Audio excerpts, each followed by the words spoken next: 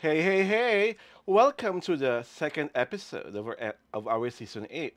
This is Alwin Ignacio, the Live with the True Love. Kasama ko ang aking kaibigang Bonggang-Bongga. Glenn si Bongga! This is The Kitty Show, ang Tarayan at Talakayan Showbiz Edition.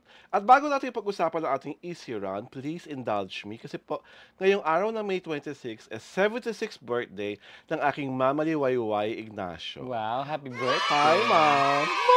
Ang arte. Hi, Mama Happy Liway. birthday Happy, po. happy birthday. And see you in a while. Dahil meron tayong salo-salo whatsoever dyan sa ating balur. Sa ating balur.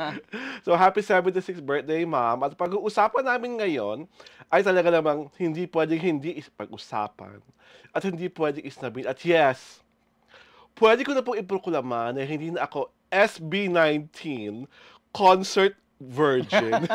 Dahil na-check sa bucket list Correct. ko na sa kauna-unang pagkakataon, napanood ko ang SB19 sa kanilang pagtatag finale concert na nangyari sa Araneta Coliseum. Sa totoo lang, OA na, OA sa tagumpay. Palakpakan po natin sina Congrats. John Pablo Nace, ang aking paboritong si Josh Cullen Santos, ang pagkagwapo-gwapong si Justin De Dios, at of course, ang aking paboritong ship, si Ken Suson at si Estelle Ajero na, of course, Kentel tayo forever. Alam niyo po, gusto ko munang pasalamatan ng aking kaibigan, si Direct Julius Alfonso. Si Direct Julius Alfonso po ang nag-direct ng Deadma Walking. Yes. At kung ano pang ibang magagandang pelikula, siya po ang aking kasama para makapanood ng nasabing concert. Nagkakataon, si Julius po ay SB19 fan. Ang nakakatawa po doon sa Sana concert, seat nyo. Sana seat kami ay nyo. nakaupo sa lower box. Oh, okay. Diba? At ang lower box tickets namin, gusto ko man sabihin ang nagpangalan ng taong nagbigay, baka kasi maging national issue. Kaya ibubulong ko na lang kay kaibigang Glenn kung sino ang nagbigay sa amin ng aming Correct. lower box tickets. Pero what I am most impressed about the show are, number one, ang direktor po pala nito ay dating stage manager ni the late great Floy Quintos. Okay. The name escapes me as of the moment. Pero hindi po si Paolo Valenciano ang nag-direct. Ah, Ang nakakatuwa, during the day one na nanood kami, Gary Valenciano was there. okay. Nanood, Oo. support ng show, kasama si Angeli Pangadinan. At ang mga hindi ko makakalimutan sa show is, una, grabe po ang dami ng fan ng SB19. Todong-todo po yung 18. Talaga, Glenn, yung nagsi-sea of light, yung Oo. nag-dark, tapos yung ring lights nila, Oh, ginagano'n nila na nakita ko nga sa mga post sa nag-iiba't ano. ibang kulay. Oo. Iba ang dating. Pampelikula pala yung gano'n. Alam mo, the last time na experience ko yun, yung tanging panahon concert ng Aldab sa Philippine Arena. Oo, Arena. Di ba? Nandun tayong lahat. Correct, oo.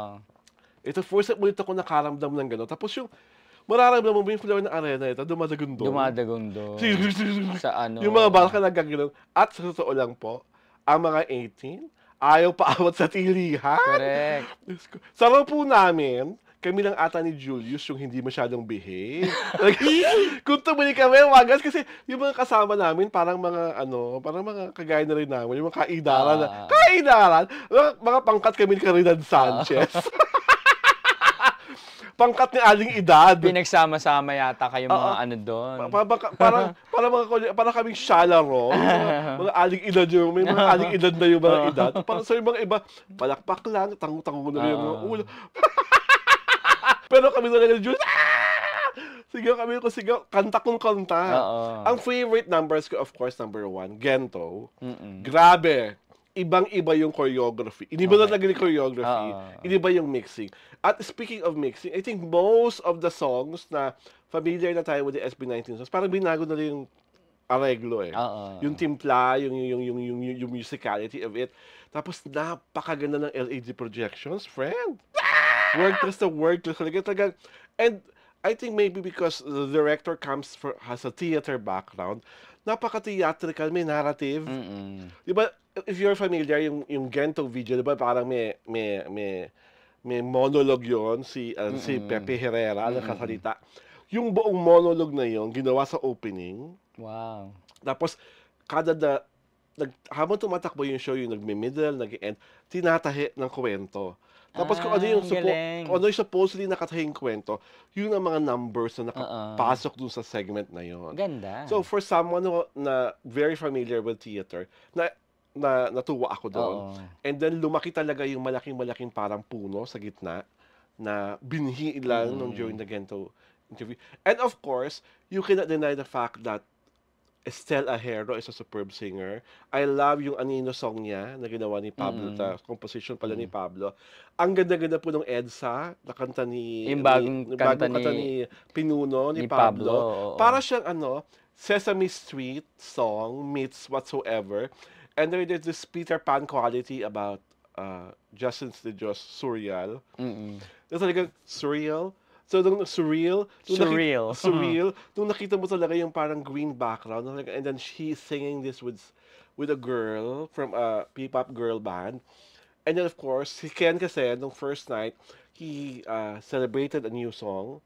Praise a new song, na super rock talaga. Yung Fake Faces ba yan? Hindi, No, it iba. was Fuse. It's a new song, which I think is part of his forthcoming album, which comes out on July. It's entitled Fuse, na rock talaga. But on the day 2, ang kinanta niya is Kanako. Yung composition niya, Kanako, which is for the SB19 fans, the 18. Tapos umiyak siya while singing it. And ang ganda-ganda nung bagong song nila with Apple the App. Okay. May bago silang song with Apple the App during the first night. Tapos pasabog yung Sumayaw Ka number nila with Glock 9. Naku, yun ang Glock 9, nakita ko sa mga post na may portion pa doon na ang Kentel. Yes! Go Kentel! Naggilingan talaga. Naggilingan sila. Yung pinuntahan ni Stel, si Ken, tapos tapos parang giling tayo. Parang kayo na kumanta dyan, gigiling kami rito. Kentel. Mas maraming Kentel moments nung day 2. No? Nung day 1, parang crumbs. Parang hindi ko alam kung bakit ganun ang nangyari. Sabi ko, ang dami kong inggit nung day 2 kasi walang masyadong Kentel ganap nung day 1. Mas maraming ganap nung day 2. Sunday. Nung Sunday show. Tapos I am just so appreciative of the fans kasi pag uwi namin ni Julius, kahit hindi namin kakilala yung mga bata, give sila ng give sa amin. sa mga Tita Beckys of Manila, give ng freebies. At yung freebies talaga, literal na freebie. Waka give ng kain mo sa... And these kids, because of nakita nila na nanood ako ng show, I posted a picture of me and Julius. Parang 12.k views na sa X ko. Tapos, at napaka babait po nila makipag-engage ng conversation sa akin.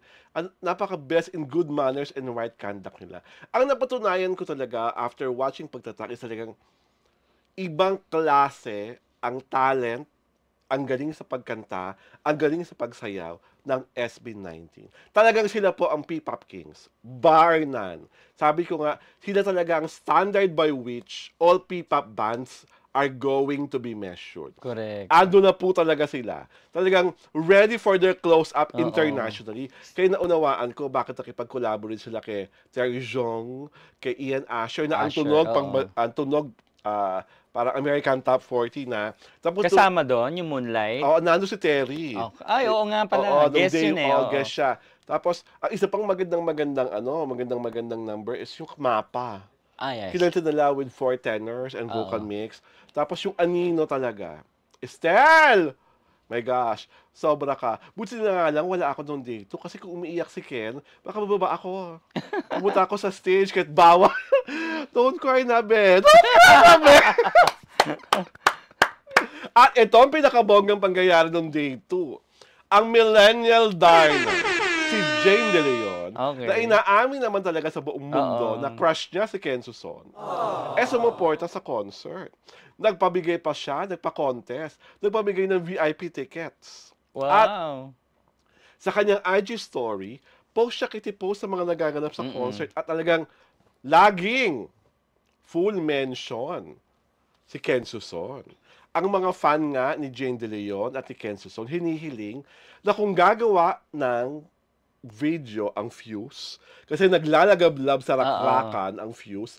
Si Jen De Leon ang maging kapareha ni Ay, Ken Suson sa nasabing Bongga yan. sa nasabing video. At ang tamis-tamis na mga gesture ni Jen De Leon na imagine, nagpa-contest ka para kay Ken Suson. Iba rin, te. Ang gwapo ni Ken ngayon, no? Oo, ang gwapo. Ay, naku, lalo in Yung person. sa black na ano. Oo. Black hair niya. Ayoko nga siya i-objectify. Dahil, wag, ganon. Pero talagang hindi mo mapipigilan hindi siya i-objectify dahil para sa akin talaga, siya yung pinakagwapo sa lahat. Dahil, wala. Ang hirap i-describe nung charisma at yung X factor. Ni Ken Suson. Pinagpapawisan ako dahil si Ken Suson na pinag-uusapan. Itigil na natin to! Dahil dyan, ito po si Alwin Ignacio, The Diva That You Love. Kasama ko ang aking kaibigang Bonggang-Bongga. Glenn si Bongga! Ito po ang Nakiti Show, ang Tario Talakayan Showbiz Edition.